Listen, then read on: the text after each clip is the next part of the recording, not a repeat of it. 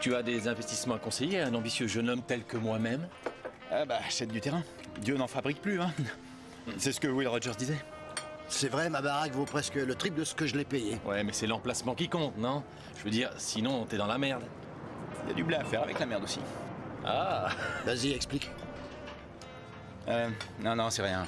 On est curieux, c'est tout, je t'en prie. Eh ben, il y a un gars avec qui j'ai fait des études, un black, qui a travaillé pendant l'été pour un groupe à but non lucratif. Et il m'a parlé d'une petite combine qu'un pasteur a réussi à mettre sur pied à Harlem. Ouais, j'ai entendu parler de ça, oui. Forgadze, prêt à l'habitat ou je sais plus quoi. À vrai dire, tu connais la HUD? Le truc de l'aide au logement, ouais.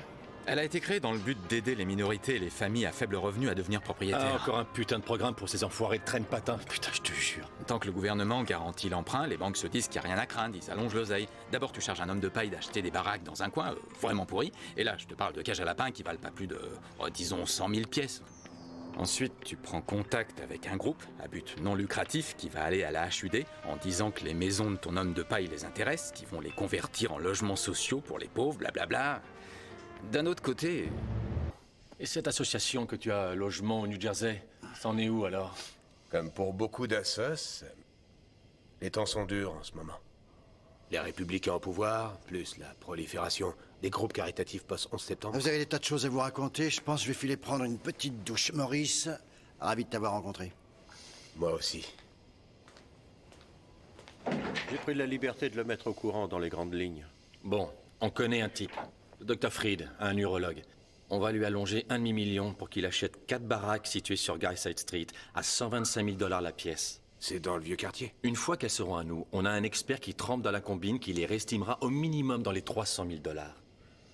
Toi, ton rôle, Maurice, c'est d'apporter l'estimation bidon à la HUD et de les baratiner comme quoi tu veux les racheter par l'intermédiaire de ton association pour convertir ces trous à rats en logements bon marché. Une fois que la HUD sera portée garant sur l'emprunt, tu te rendras à la banque qui te filera un beau petit chèque qu'on encaissera vite fait. Et c'est à ce moment-là que mon association se trouvera dans l'impossibilité de rembourser. Les délais de construction imprévus, du vandalisme à répétition, nous obligent finalement à abandonner le projet et tout le monde laisse tomber les La baraques. part s'élève à 10% des bénéfices. Mon bureau écrira une lettre de recommandation pour soutenir ta demande de garantie. C'est bien pensé.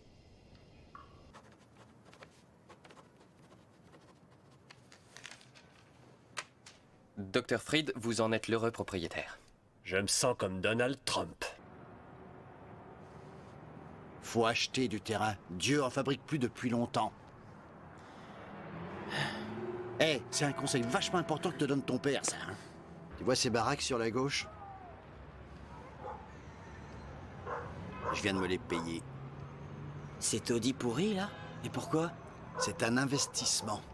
Qu'est-ce que je t'ai dit tout à l'heure? Tout à l'heure, j'en sais rien. Je t'ai dit qu'il fallait acheter de la pierre.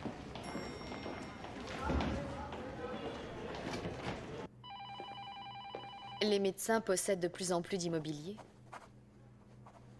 Vous achetez 4 maisons à Garside Street, Monsieur Tiffen? Vous avez du pain sur la planche? À chaque jour suffit sa peine. Eh bien, bon courage. Dis donc, j'ai envoyé des gars à moi pour faire de la récup dans les baraques.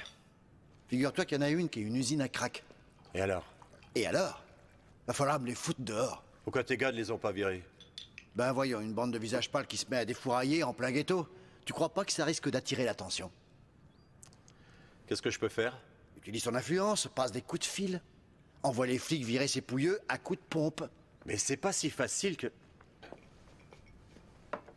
Quand tu te frottes aux droits des squatteurs ou à tout ce qui touche les sans-domicile, ça peut très vite devenir épineux.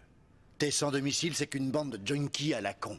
Oui, je comprends, ça fout un peu la merde. Mais mets les choses en perspective. La HUD a approuvé le projet. Dans 2 semaines, on aura fait une énorme...